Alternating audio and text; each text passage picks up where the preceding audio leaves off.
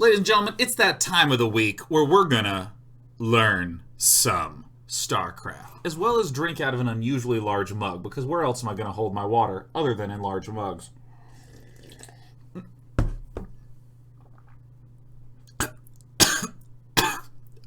Screw it, that's gonna stay in the intro. That's twice now, 2 weeks in a row now that I've inhaled some water during the intro, and that's totally fine, because in this episode, we're going to look at PvP. I need to take another drink of water because now my throat hurts.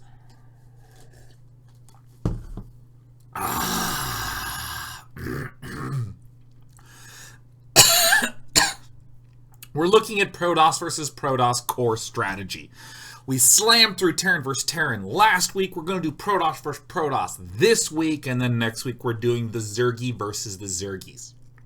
Now, if we come back to one of my favorite slides ever, there's two big ideas that live in StarCraft strategy. The first one is that StarCraft is about more money. How do I get more bases? Always. And the second one is strong armies versus mobile armies. In particular, armies have their strong immobile pieces, such as the Siege Tank for Terran, the Lurker for Zerg, the Reaver for Protoss. And there's mobile components for these races, like Marines, Zerglings, Dragoons, Zealots, things like this. And very often in matchups, a race will have both of them going on. Zerg vs. Terran, really solid example of this. Zerg has the strong parts, Defiler, Lurker, and the mobile parts, Lings and Mutalisks. What's weird about the Protoss vs. Protoss matchup is when you look at what is the actual immobile part of the army, there's almost none. There's almost no truly fixedly immobile chunk of your army, in the way that a siege tank burrows, mines are in the ground, lurkers burrow, dark swarms don't move. This is the largest army. It's almost like a StarCraft 2 battle in PvP, where it's lots about big army battles, big positioning. I also show this at the start of every core strategy thing, that roughly speaking in a game, you take one base in the early game. In the middle game, you're trying to evolve your composition and get a third base. And in the late game, you mature your army composition and you get a lot of bases. Let's talk about how this specifically looks in PvP. And there's some bloat in the PvP matchup that is due to the way that Dragoons and Reavers work. In PvP, early game, oh my gosh, I lost a T. This says establish. Oh yes, destroy the establishment. The most lazy of convictions. All right, establish a second base. This first phase, just getting a second base, is weirdly hard. In PvP, there's only really one core unit in the early game, which is the Dragoon. It's going to make up the bulk of the army. Zealots are weaker than Dragoons, and that's really your only choice. It's Dragoons versus Dragoons, with the support of the Reaver. And right there is where the instability comes from, just with this small set of units. Dragoons can sometimes outnumber the other player's Dragoons and end the game when it's one base versus one base. Sometimes a lucky Reaver shot blows up 3 Dragoons, allowing me to win the fight, and I kill you when we're one base versus one base. Just getting control of this second base is quite tricky. When we look at openings on Thursday, we'll see lots of techniques in order to do this, but there's some bloat here and understanding why that's difficult to do. After this, you stay on a second base for a while, and you'll notice I say harass, defend, and tech to Templar. Because armies are very Dragoon-based at the start of the game, and because there's not any sort of fixed defenders in a lot of locations, just think about the shuttle in this matchup. Dragoons can shoot down shuttles if they're there, but there's not like Scourge or Mutalisks to pick off shuttles, or Terran can flood all their bases with turrets and deal with harassment in this way. It's actually kind of obnoxious to just kill shuttles that are harassing you. So there's opportunities to harass throughout the entire game. But again, even in this period, if we ignore the harass, you're defending your second base and teching a Templar. Why? Because Dragoons and Reavers are dominating the game so damn much, You need the Zealot with leg speed and the Archons to be something stronger in your army, something sturdier. Only after you have really defended and teched up a bit do we start to see players extend onto the map and to take a third. Harass is still present in this Phase 3 because it's just hard to kill shuttles. In the end, I can't stress this enough. Yeah, you have the large-scale battles with Speed Zealot, Archon, some Dragoons, some of those Reavers from the early game.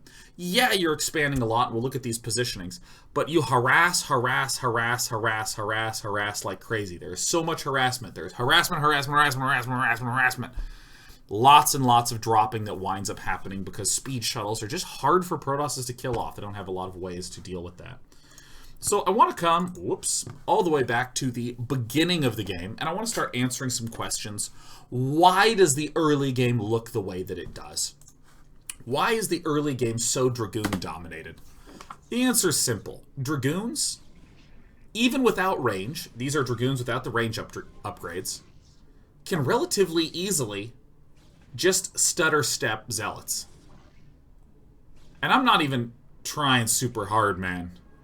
I should say, screw the trying. I'm not doing the best job, I guess is the best way to describe this. Zealots are easy to kill, even though these Dragoons don't really deal the most amount of damage to the Zealots, because Dragoons have the explosive damage type, which deals half damage to small units, and a Zealot is a small unit. So these Dragoons are just able to kill the Zealots.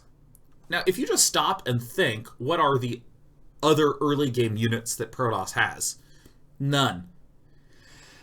Excuse me. That's it. This is it, man.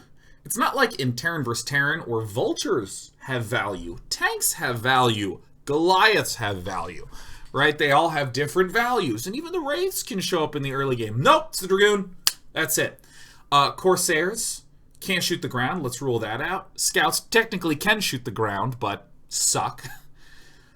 Yeah, it's just basically the Dragoon at the super early stage of the game. And we'll come to the Reaver in a little bit. So we have to start understanding the way that Dragoon versus Dragoon battles work. So in this one, what's the name of this file? Dragoon versus Dragoon, no targeting. In this one, we just 1A at each other. And we just let the auto-target acquisition lie where it so desires. And in this particular fight, look at that, even has a Dragoon walking right by. In this fight, with both of us having no range, there's some weird variance. There's some weird variance in there. Just due to the way that targeting works. And you'll see that in this, if I actually deliberately target fire one at a time, he's actually unfortunately spreading one on each Dragoon. I mean, you can win these fights really badly. And so, often when people want to think about high variance situations in StarCraft, intuitively, they'll lean towards things like a storm nailing a bunch of Zerglings, or a spider mine popping and bursting down some large group of units. Like those big flashy moments. Dragoon versus Dragoon fights are surprisingly high variance based upon the way that micro pans out, the way that targeting pans out. It's one of the ways in which there's a lot of depth and richness in early game PvP is in these Dragoon versus Dragoon fights, which are dominant. Let's continue to study and look at these Dragoon versus Dragoon fights. In this one, we're going to ask a really basic question about the early game. Because recall that the start is just establishing a second base. We're trying to understand why the behavior of Dragoons makes it tricky to establish a second base. One of the big inflection points in the early game is who gets Dragoon range first. Often players will get Dragoon range as the first deposit of their gas every single game because of what I'm about to show you. These three blue Dragoons do not have range. These three brown Dragoons do. The brown Dragoons can get the first shot off, and Dragoons glitch a lot. They'll stop moving a ton. And I can just step outside of range and get lots of extra shots off. Like, lots and lots of extra shots off. Oh, like, see there's my Dragoons glitched a little bit. But with both of us microing, but me having range, I'm able to get so many free shots off that the fight swings heavily in my favor. And so many of the sort of cheesy, try to bust you strategies that exist in PvP involve rushing for Dragoon range with a lot of Dragoons and just kind of going all in. Because Dragoons with range are so strong. Here is me with range, standing still. I think these don't have range. I think these Dragoons... Yeah. So by his Dragoons attacking into my Dragoons, I have range, he does not. I'm not microing here, I just had a pre-established concave. But you can see I'm winning this fight pretty badly. This was 8 versus 8, and it looks like, did I lose 1? Holy cow. Are we serious with this? I lost one Dragoon in 8 versus 8. Damn, that's bad. He glitched there for a second. His Dragoons actually glitched a lot. Perhaps a little bit more than would normally happen in a game. But hilariously, in this follow-up situation, I have range. And does he have range in this spot? No, I think he doesn't. In this spot, he just marches forward to meet me, so we're both basically on top of each other. And I'm not microing very much. I'm not trying to do anything too sophisticated. And he actually comes out on top. So even though it is an inherent advantage to get range in almost every way, just due to how targeting micro works, just due to how much damage Dragoons deal to each other, which is in big bursty chunks of 20 at a time, there's a lot of variance that can wind up emerging. So let's see, this is Dragoon range versus Dragoon range with micro. So what makes this matchup very interesting is, if you'll recall, and I think I actually, I forgot to move this video over. Let me move this video over really fast, so that way we can include it in here. It's in the micro. Where is it? Target firing numbers. Great. If you recall from this video, 4 Dragoons, 3 shot, another Dragoon. But 5 Dragoons, 2 shot, 1 volley, 2 volley. So when you wind up in these Dragoon versus Dragoon fights, a lot of the goals is to do target firing to try to make sure that you are dealing maximal damage to the enemy target Dragoons. A lot is this little pullback micro where you take the weakened guys, you scoot them just out of range, and then immediately re-engage them again. Started this fight and started kind of funkily. Typically, Dragoon fights will actually be dudes at maximum range. We both tried to attack into each other. We'd be a little more thoughtful in a real match about trying to engage at max range. But yeah, just here, I'm just trying to find holes to pull these guys back into. That guy walks a little far forward.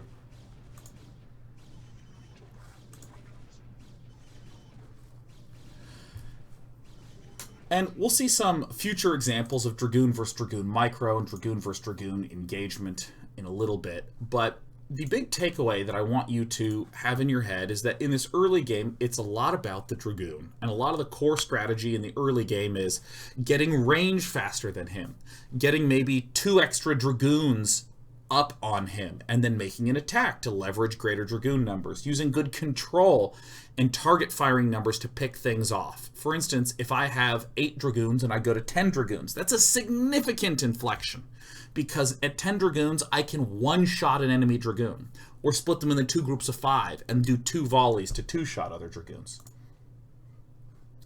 There's one important thing to note, though, which is these Zealots that I said were not good in terms of pure Zealot versus pure Dragoon, just 1 to 3 Zealots early game are an enormous advantage to the person who has it.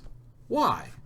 Well, my Dragoons will often shoot this Zealot when they're just doing auto-target acquisition. And the Zealot has about the same health as a Dragoon, but again, it's taking half damage because Dragoons are large units, so they take full damage from other Dragoons. But Zealots are considered small units, so they take half damage from ranged attacks like Dragoons. So in this case, we're just going to fight. Not a lot of micro, just to show the sort of numbers. I do pull back against the Zealot, but notice that right when the Zealot died, both my Dragoons just didn't have shields. Look at how badly I lost this. And there wasn't even really bad targeting that was going on here. Look, I have all of them target firing the Zealot first. And then I have all my Dragoons target firing one of his Dragoons. I would actually say, hilariously, my opponent was suboptimally target firing. And look at how much of a gain that he got.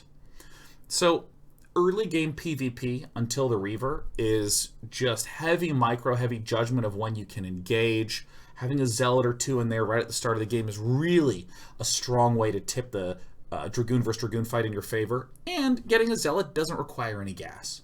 We're going to want a lot of gas for Dragoons, for Dragoon range, for robotics facility with observers to detect Dark Templar, for Reavers, which is our big power unit that we're going to talk about right now.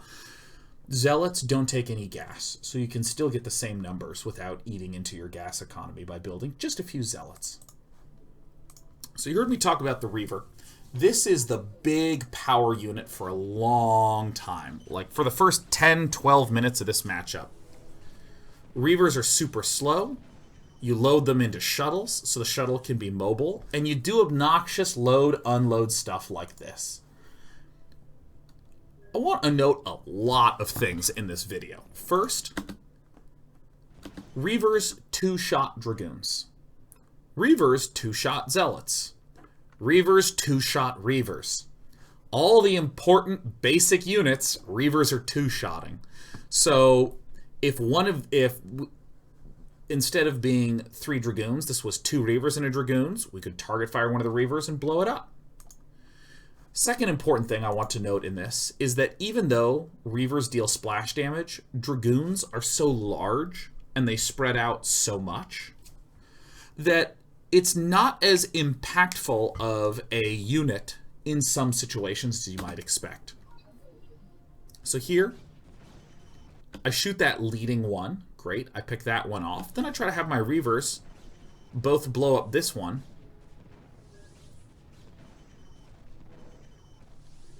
Pretty much didn't get a lot of value, I should say a lot of bonus value out of these shots. I didn't wind up having 2 Scarabs each hit 3 Dragoons or something like that. There will be circumstances where we'll see very nice Reaver shots, especially when we start looking at the Protoss vs. Protoss examples, and we're going to be looking at a lot of Bisu games today. But in these fights, the Reavers are not the be-all, end-all, like just gravity-deformingly powerful unit. Tanks kind of function like that in TVD. Tanks just dominate everything so hard that eventually you have nothing but tanks. Dragoons are not, or Reavers struggle a little bit in the situations they are in commonly. The third huge thing I want you to note here is how important the shuttle is to this micro. Just loading and unloading in order to protect the Reavers. Reavers are slow, they're stupid, they have bad AI, and the shuttle is, it's almost like you're in the cockpit of that shuttle picking up the Reavers as much as you can. This move is the most common move ever. Right as a Reaver is about to die, you just load that puppy up into the shuttle so it can't die. You back up a little bit, you unload it, maybe reload it right away, just to make sure that it stays alive. Let's take a look at how these Reavers tip the balance in this fight. In this one, I have 9 Dragoons and a Reaver against 12 Dragoons. You'll notice that the shuttle is about 200 minerals. The Reaver's about 200 minerals and 100 gas. So that's 400 minerals, 100 gas. These extra Dragoons are 375 minerals and 125 gas. And the Scarab also requires a good chunk of extra cash for the Scarabs. Another 65. And so these are roughly proportional armies. A little bit more gas over here, a little bit more minerals over here. Not by huge margins, though. And let's watch how this Dragoon, or how this Reaver functions. You'll notice I'm trying to click on this Dragoon, this one at the back here, in order to maximize its value. And I'm not really microing anything else, because again, I want these to sort of be the anchoring battles in your mind of how things can and should go.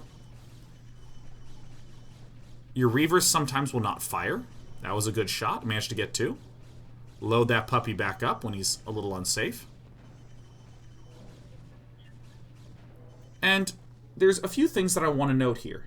First of all, I was not doing godlike micro where I'm retargeting all my Dragoons in this fight. I wasn't even necessarily doing godlike Reaver micro. And to be completely transparent, pretty shitty with Reaver control. But I did an acceptable job. The Reaver got a few shots off. If you're trying to get your footing in PvP, I would not be surprised if your Reaver micro looked something like this. And I want to stress that this was not a dominating win. We already saw that there's a lot of variance in Dragoon versus Dragoon fights. And Reavers can tip favor, but they are not the be-all, end-all units in the fight. The Dragoons, in many ways, are every bit as important as that shuttle. Whew. The Dragoons are every bit as important as that Reaver, is what I meant to say. It's very easy to have the following happen. How many shots does it take to kill a shuttle? Well, it takes basically 2 volleys from 4 Dragoons. So often players will select 5 Dragoons and right-click on this in case they lose a Dragoon. So sometimes you'll wander your shuttle a little too far forward, and it'll get sniped. And then your opponent will just target fire the Reaver. It gets 2 shots off, and that's it. And now, because I had fewer numbers of Dragoons in the fight to begin with, I'm done. More so than a strategic lesson, I want to give a emotional lesson for a bit. Like, dude, in PvP, if you're just dying at the start of the game, that's very normal. That's super unbelievably normal. At mid-levels of PvP, most of the games are just dead right after 2 base or right before 2 base. Most mid-level players, both of them can't establish a second base. It's either neither of them or just one of them who then easily wins. Because of stuff like this, because of getting into micro fights where the Reaver just gets picked off, the shuttle gets picked off. I was very lucky here in that the Reaver unloaded at the last second. But even so, just 2 shots off? Ugh. The Reaver needs several shots off to be high value in the fight.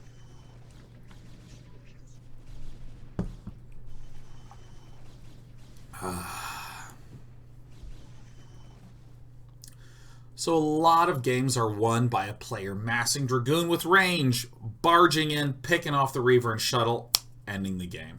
A lot of games are lost by a player going mass Dragoon, barging in, trying to pick off the shuttle, and the shuttle escapes with both Reavers, and that player's already lost like 6 Dragoons just trying to march up and get the big spiky moment. This happens to everybody.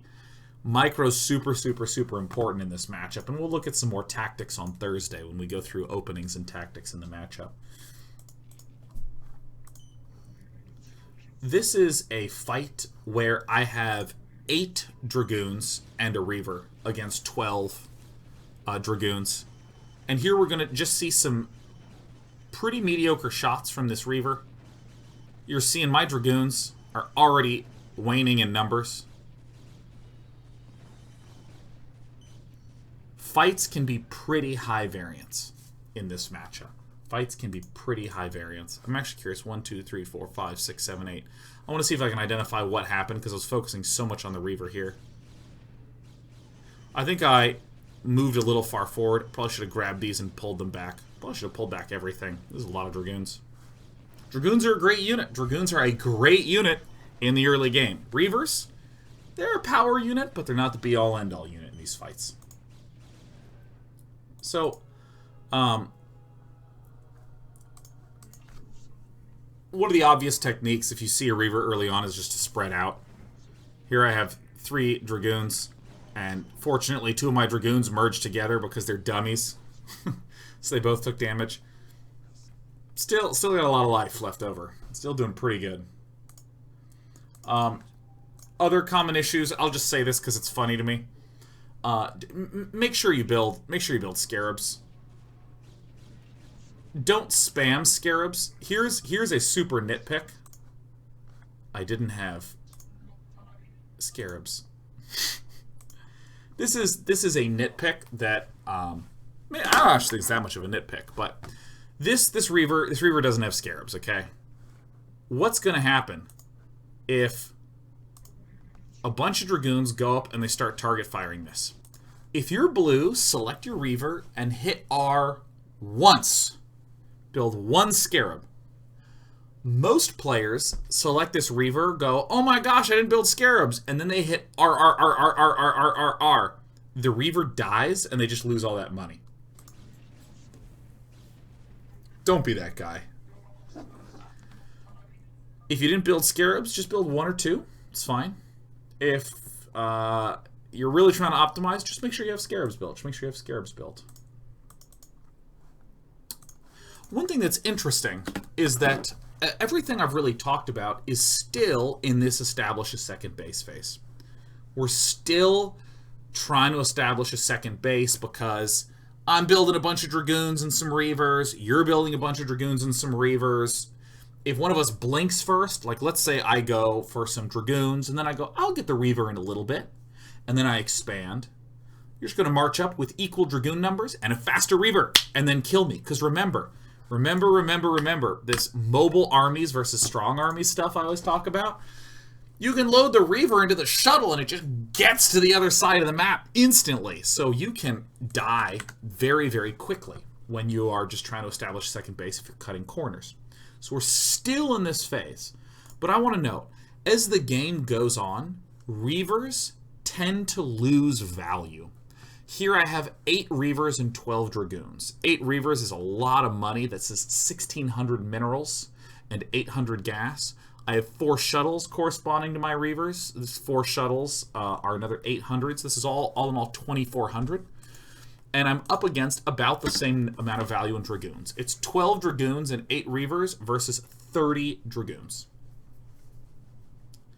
And late game, your opponent will also have Zealots and Archons and other things. And all that good stuff. First of all, if your opponent has Storm, really juicy targets. The Reavers, yeah. Really, really juicy.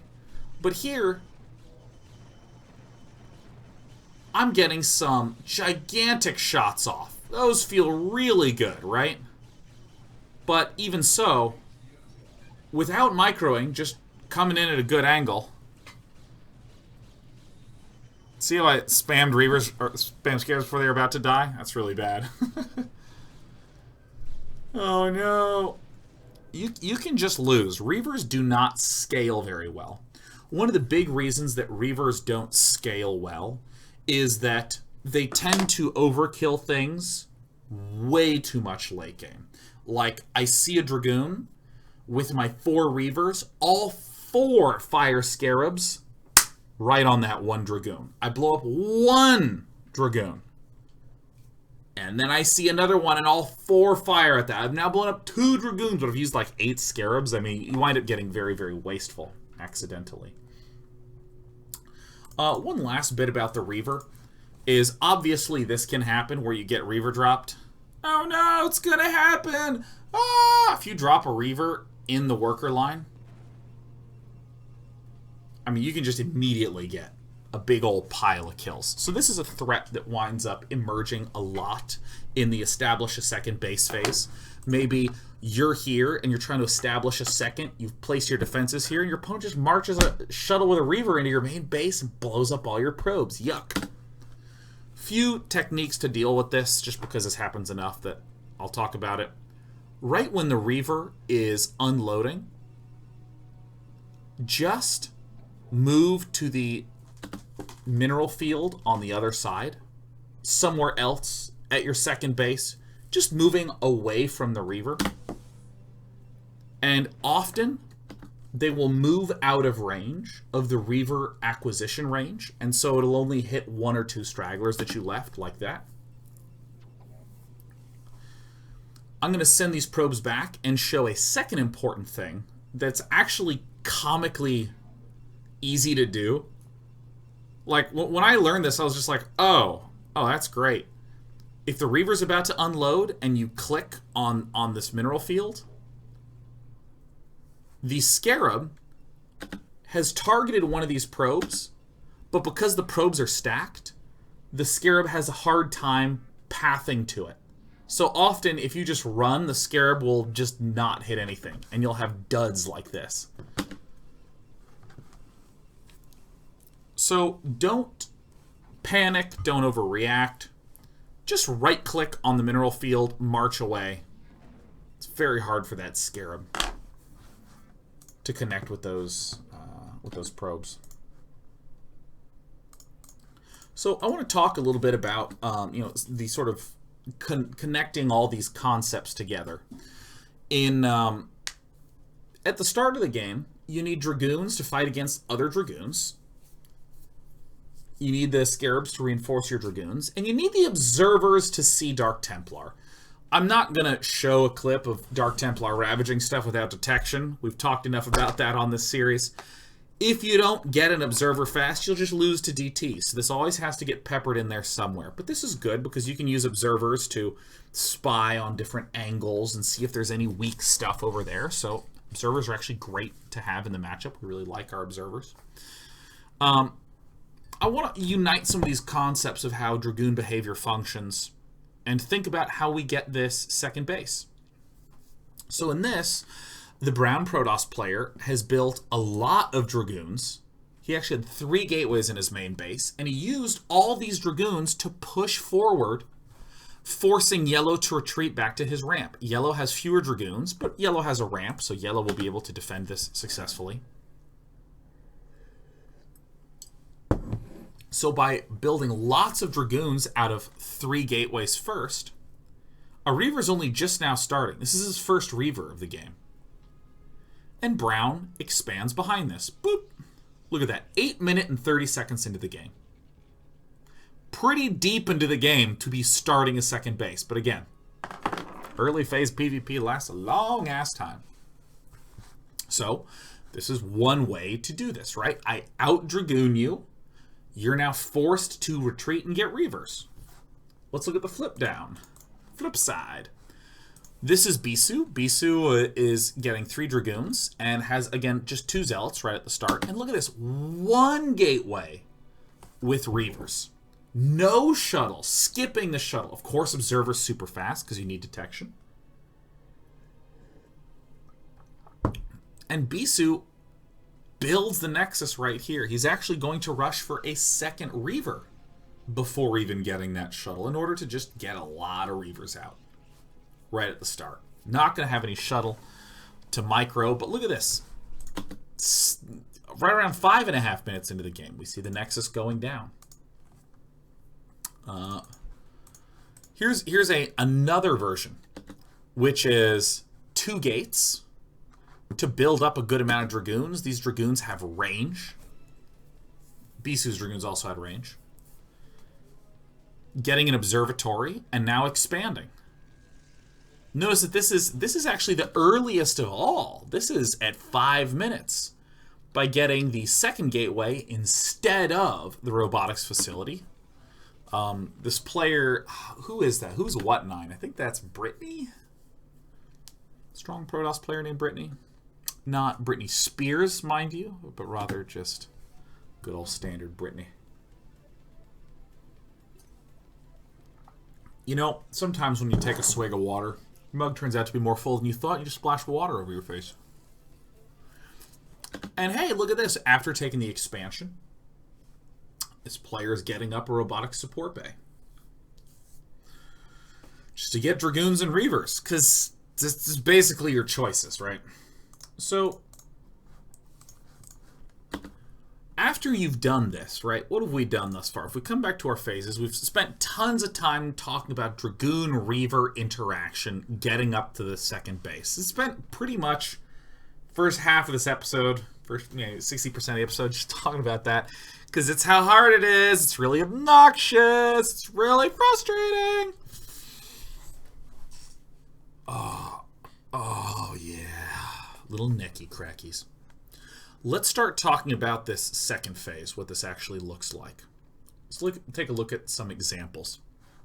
We're not even really talking about the use of the Speed Zealots, or why Speed Zealots are great, or why Archons are great, or why Templar are great. Just, we have some Dragoons, we have some Reavers. What are some of the things that we do? We see a couple notable things here. Everyone's still on Dragoon Reaver. We see some pylons here. What do you think these are about? Well, what are the two dumbest units in the game? Oh, well, that's right, Dragoons and Reavers. If you place pylons here, enemy Dragoons will very often pick up these pylons as targets and start shooting. Scarabs will very often fire off on these pylons, blow up, dealing no splash damage to anything else. Not because splash shouldn't apply to them, but because pylons are big. So if it explodes, it's very rare that any of your units are nearby. Good defensive posture, shuttle by the Reavers and all this stuff. But notice this, we see Harangi moving up with the Dragoons at the front as an escort for this shuttle. Maybe we can poke in here and deal some damage. And this is not greedy harassment. It's not a double Reaver shuttle. It's just one Reaver in here. I think the other one's just back home chilling at the natural expansion. And not trying to commit and kill, just investigating, kind of feeling things out.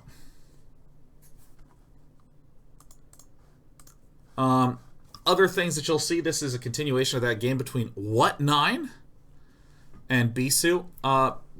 You'll see doofy shit like this happen a lot, man. I would expect this to happen a high percentage of your games if you're starting off, right? So we're still in this, 4 gates making Dragoons. I zoom in to show that there's no Citadel. These folks are Dragoon Reaver still, right? Dragoon Reaver still. I want to stress, why do people not quickly tech to Zealots? Well, it's how small numbers function in strategy games. If I have 14 Dragoons and you have 16 Dragoons, I can just win that fight with micro and target firing and sometimes due to happenstantial bullshit. And I was down by 2 Dragoons. But if I have 4 Dragoons and you have 6 Dragoons, I will lose with 4 every single time. And so players tend to get like 4 gates, keep churning out Dragoons, and then transition as they can afford it, so they don't wind up in some situation where they quickly go for Templar, and then I have 6 Dragoons and 2 Reavers, and you have 10 Dragoons and 2 Reavers, and there's no way to win that fight, period, unless you have the most unfair godlike Reavers. So once you built up an army, doing some sort of pressure is good. Let's take a look at how bad this goes. So first of all, that shuttle almost died because Bisu marched up, fired at it. What 9's coming from 2 angles. Unloads all the way back here. The shuttle gets picked off. Once the shuttle's picked off, Bisu just targets the enemy Reavers with his own Reavers. Boink. Woo! I don't know what Bisu typed there, but I assume it's something like LeMayo. Because that was just a really rough fight. But this doesn't mean that it's instantly over, because if you're attaching a natural expansion... Oh yeah, there it is. There's the Citadel. If you're attacking a natural expansion, it's kind of hard to counterattack in there sometimes. So this is kind of on the extreme end of weird, but sometimes you'll have players do funky-ass stuff like this, where they keep pressuring. Dragoons are fast, so you can retreat Dragoons from the enemy Dragoons at will, or you can like pick weird little engagements like this. And while this is going on, Bisu's like, hell yeah, I'm going to start drop harassing, man. You got your whole army on the other side? Again, notice that this Reaver Scarab glitched on its way in there. So this is sort of what I mean when I say harass, defend, and tech to Templar. Moving forward with units to see if you can Reaver drop. Defending an attack, counter-attacking with the Reaver because I don't need the Reaver to defend anymore. I just got done defending an attack. That sort of thing. Here's a really good example of this kind of being united, looking for opportunity to harass without forcing it. In phases 3 and 4, you really kind of force it. moving forward with Dragoons that have range, having an observer in place, seeing, there's nothing here. And in a very fortunate moment of timing, it seems like our green Protoss player Zhongbi just got lucky, and that sucks. Oh my god. PvP, I think, is the matchup that most often is accused of being pure coin flips. And part of it is because of situations like this, where if you're yellow, you just moved out, this Reaver's dropping here, it's going to blow up some probes. Oh my gosh, it's so unfair. Oh, he just got lucky. Oh, I hate this game. Don't be a dummy. If you're yellow in this position, you have a significant edge in a specific way. I don't mean in the game overall. The edge that Zhongbi has is now worker count. But the edge that yellow has, that Mini has, is that Mini has a large army with 2 Reavers, and he knows that his opponent has this Reaver over here. Very easy way to lose. Green drops with this Reaver, kills some probes, lifts up, starts heading home. Before this Reaver can get back home, yellow has busted through, destroyed everything at the front, killed a natural, and then pulls back. So let's take a look at some things that happen here. Here's the army moving forward. Army is much larger for Mini.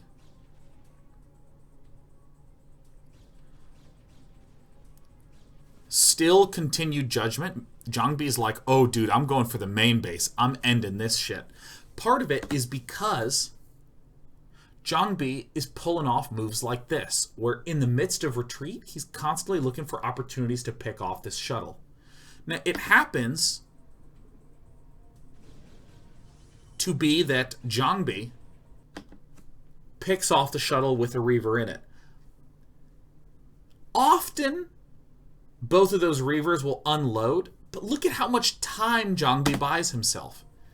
He buys oodles of time to just get additional units to be able to hold off this attack. It was not merely that Zhongbi did the drop and killed off probes, and that's why he won. It was coupled with that secondary action of picking off the shuttle with the Reaver in it. And Mini finally gets to the front and realizes that Zhongbi's had enough time to rebuild. Had that shuttle survived, Zhongbi would, I would say, 70-80% likely would have lost that expansion. And if you look here, the difference in supply is 24. The Reaver in the main base killed 34 workers. So, we've talked about Phase 1, we've talked about Phase 2. Let's move on and talk a little bit about Speed Zealots, yeah? Speed Lots own, man! These units are so amazing! I love Speed Zealots! Woo! Okay, 12 Dragoons, 12 Speed Zealots versus 24 Dragoons. Okay? Same number of units, but Dragoons don't cost any gas, cost less minerals than Dragoon. It's 100 minerals, no gas for a Zealot. 125 minerals, 50 gas for Dragoon. I do some real basic micro. Nothing fancy. I just make sure that the Zealots get peeled around and don't clog up. Make sure that they get surface area. Look at me, man! I'm killing it! I'm killing it! I told Trace to sit there and die, and he did, and it's awesome! Look at how badly I won this fight. This is the big inflection point that happens in this third phase as you tech towards Templar. I say tech towards Templar because Archons are great, Storm's great, especially for harassment. But dude, Speed Zealots, oh, that's the unit that allows those other things to get created. The power of the Zealot frees up the gas for the Templar and frees up the gas for the Archons. And I want to just take a look at a little bit of this, sort of this extending onto map and taking a third. Because this is right when this tech to Templar, tech to Zealoting stuff's happening. We're just going to see some examples of this. Dragoons getting built. Oh, Citadel of Adun. Notice how ridiculously similar to the other examples we've seen. Again, this is Bisu versus Horangi. We see some obnoxious little harassment stuffs trying to be attempted by Bisu. He's looking for opportunities, not trying to force opportunity. But let's look at the damn simplest way to go ahead and take a third and what this looks like. Wait, what? What? What happened to my video? What happened to the next several minutes of this video? What happened to the next several minutes of this video? What happened to the next several minutes of this video? I think I actually just confused it with another video. Okay, look.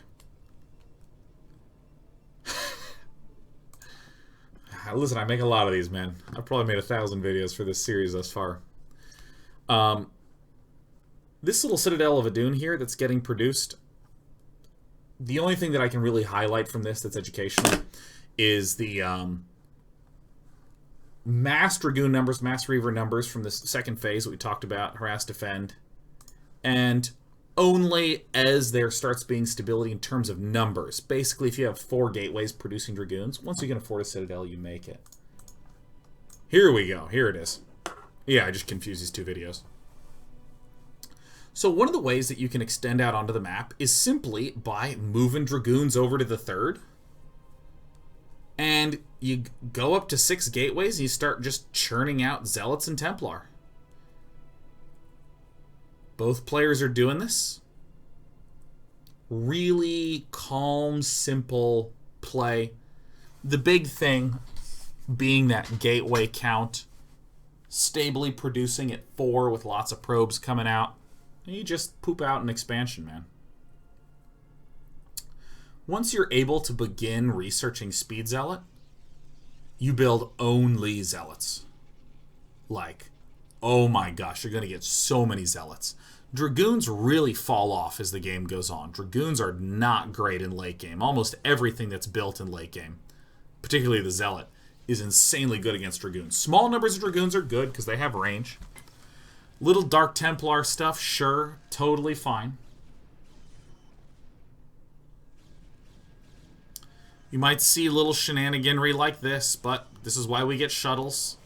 We have a powerful and relatively mobile army. Some harassment starts happening, man. I'm telling you, it is real hard to stop shuttles in this matchup in this 3rd phase. Kind of like all game long, man. But while all this bidness is going on, it's Zealots High Templar being produced in order to yield Zealot Archon. Other ways in order to take a 3rd, other ways in order to kind of like harass, extend onto the map, take a 3rd, is you make big pushes. You know how I was showing these Dragoon Reaver little pokey things? What I mean by that is this play is like a little pokey thing, like, ooh, can I hit the front? No. Can I maybe drop your workers? No. Looks like no. Nope, gonna go home. Sometimes you'll actually see windows of opportunity, where in this game, it's Bisu versus his former teammate, Best. And this is just a hallmark of a great player. Bisu just looks at this, and there's actually more units here for Best, and Bisu's like, yup, I'm going in.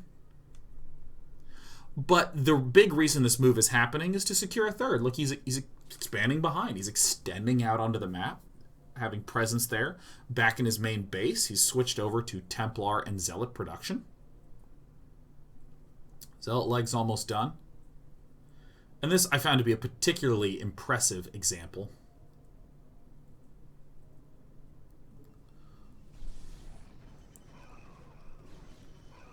So Bisu, again, uses his Reavers to target fire the enemy Reavers. Almost loses his shuttle, pulls back. We're going to see the target firing in just a moment. Bisu's just churning out units. You'll see on the minimap, Best has not had time to take that expansion. Here it comes. He unloads, loads back up at the last second, so that way he does not lose the Reavers. Manages to get 1. And because Speed Zealots are starting to come out for Bisu, he just rallies them on up. It's got an Archon. Archons are really good. Yeah. I think I just sort of sped this battle up a little bit. Once Bisu has eliminated the enemy Reavers, and the counts are similar, Bisu cleans that up pretty quickly, and kind of like ends the game. PvP is weirdly unstable, I feel like, throughout the entire game. I want to talk a little bit about Templar and Archons in terms of how these fights look. Templar are okay. They're amazing against workers, but they're only okay against Dragoons. You generally want to have your storms on the enemy Zealots, so you get some outcome like this, where you have no Zealots and I have just a few, because we know that Zealots totally rock at killing off enemy Dragoons. They don't deal the most damage to enemy Dragoons, and actually just the big reason that Storm is not unbelievable in this matchup is that Dragoons really spread out a lot. So there's just not a lot of surface area that you're hitting when you Storm. Archons, on the other hand, I actually like quite a lot because they tip the battle in favor of your Zealots, but they also absorb lots of Reaver shots. They absorb lots of Dragoon shots. And if Zealots are great because they're so efficient, Archons are great because they're also really efficient. They're eating up all your gas. Look at this. He's target firing the... Oh, look how he's target firing it so much! He can't even kill it, man. Still has 4 shots left in him. And so this is why the Speed Zealot High Templar Archon transition goes into this Phase 3 and winds up really being most of the late game. When I talk about this Phase 4 here, this harass, large-scale battles, expanding and harass, it looks kind of like StarCraft 2. Just big armies moving out. You expand behind your army movement. And you're looking for very good angles, very big concaves. You're doing stuff like this. Just marching in there. I mean, it's so hard to stop shuttles. The shuttle actually lives. If you look at the minimap, that shuttle is alive and well, despite flying right over a bunch of those Dragoons, man. Harassing, posturing your army. This move to the top, fine, but you got to be aware that you're anchored to the bottom side. Both players kind of feeling out where the other army is. We see Horangi here with his army on the move. Speed Zealot Dragoon, more High Templar. Storming on Reavers is fantastissimo.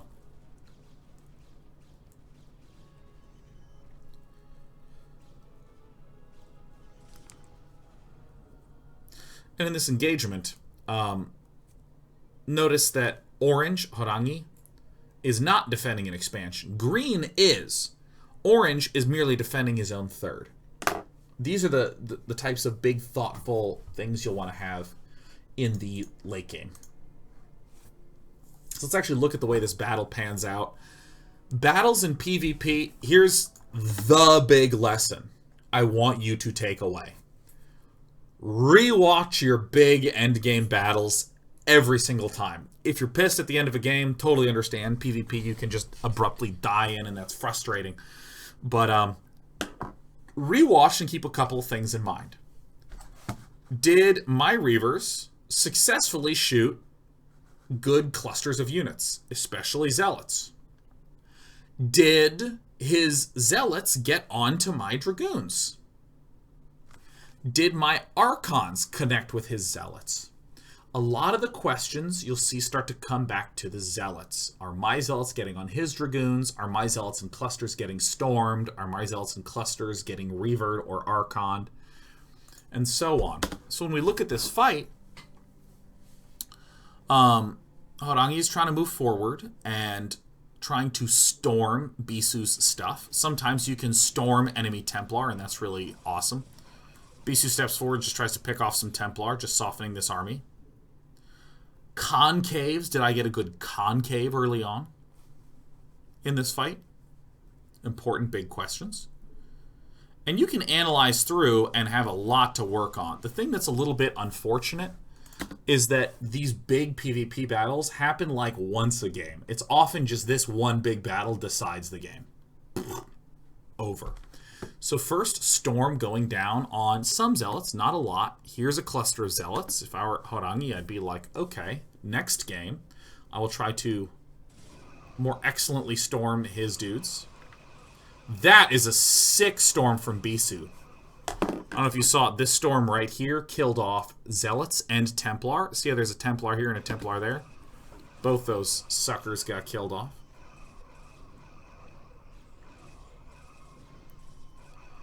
At this point in time, we're noticing that these Zealot numbers for orange are gone, and the Zealots for green are getting onto the Dragoons.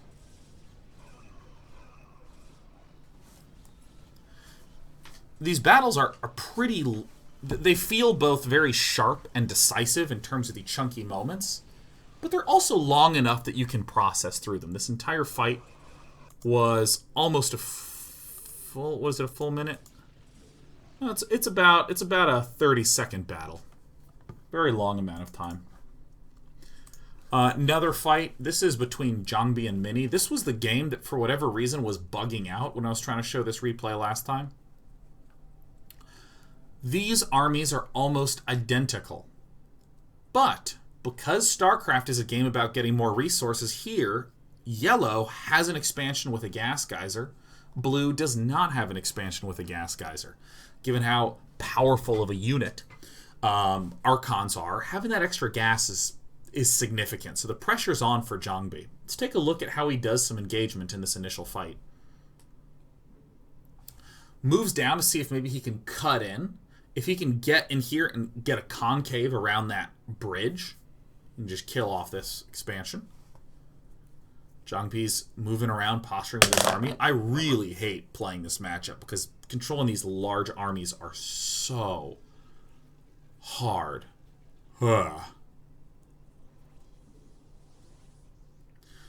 You'll see that Mini, because he has extra gas due to this third expansion, is building lots of Archons. Lots of Archon Zealot. Zhangbi is kind of building predominantly Zealot. You'll see these Reavers get unloaded near the front to maybe get some shots off, softening up the Zealot numbers. If Zhangbi can soften those up, then he'll win in that Zealot versus Zealot engage that could happen. Zhangbi, I think, is doing some exceptional micro here, just trying to target fire as best he can. But, oh no! His Reaver's a little too far extended forward. Zhangbi appropriately responds and adjusts. Zhangbi is actually doing a better job in these engagements, but Mini has a better economy. So Mini is falling behind in supply and then recatching back up and surpassing in supply.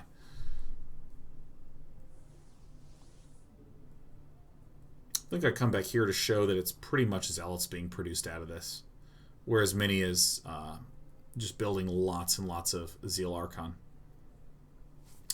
going to speed this game up. So let's watch this big ol' engagement because this is pretty marvelous by Zhangbi. Zhangbi manages to isolate and pick off two Archons on the top side. If we pause here, I think I might pause in a moment, but right here, this is a yellow Zealot meat grinder. These ones just get ripped to shreds, and there's more blue Zealots storming in. And so this was a significant moment. Not only are there no more Zealots for Yellow, but there's no more shuttles for Yellow. Yellow's Reavers are just kind of hanging out.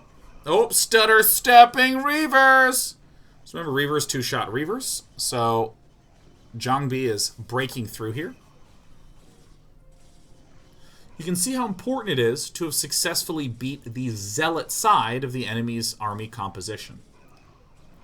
Unless we're talking about hyper late game, where it's, you know, you have an only Archon Reaver army or something like that. Both of you are generally going to have a good number of Zealots in there. So if you win in that Zealot fight, you tend to be able to crunch through. So despite the fact that Zhangbi breaks through here, The fact is, and the big fact that I've been trying to convey this whole game, is that Zealot Archon is just so efficient that Mini, at the end of that fight where Zhangbi broke through and did all this damage, Mini comes out not just with more supply, but he has not lost his base in the right side of the map. And soon thereafter, Mini just takes all his forces and moves cross-map and just breaks through. Zealot Archon is very, very powerful endgame composition. So I'll just come back here and I'll note, you establish a second base, and then you just kind of harass, defend with Dragoon Reaver while you're teching up to Templar. Just these first two, is going to be 90% of your time in PvP. It's very hard to consistently get past these periods of time. It's exactly how it is for everyone. Don't feel bad if you're losing a lot there. But in this late game period, it's very much so about large army movements, moving out and expanding behind that. Lots and lots and lots of drop harass, because it's very hard to stop speed shuttles. What we're going to do is we're going to be stepping to a brief break where I'm going to set up Brood War so we can watch a couple example games so we can get these concepts hammered into our sweet little brains. So let me just open up my break screen, and we're just going to do a quick 2-minute break. Stay tuned. We're going to look at examples of this core strategy in action. Yeah.